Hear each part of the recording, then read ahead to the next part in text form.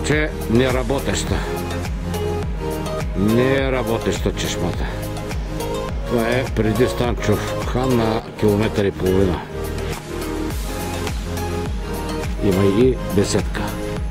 Отгоре.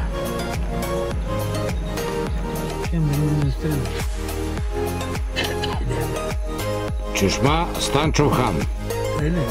Да.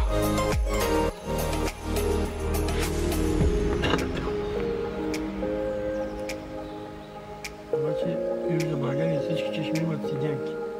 Направено отделно да седнеш, да хапнеш. Да.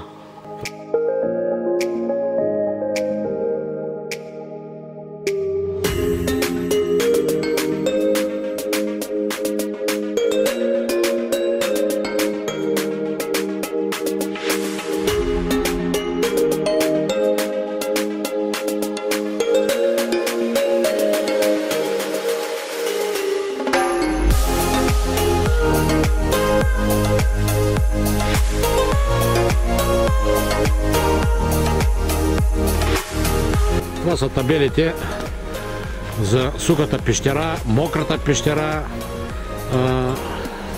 килийките и включително и крепостта, която е над сухата пещера.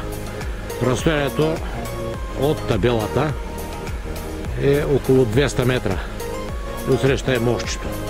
Разстоянието не е голямо, с кола може да се отиде, само да се премине реката. Това е маршрута, има и туристически маршрут. Природен парк Българка B1. Студен кладенец и така нататък. Бедек, Мъхченица, Етара. Качва се и към Бузлуджа. Маршрутът тръгва явно от тук.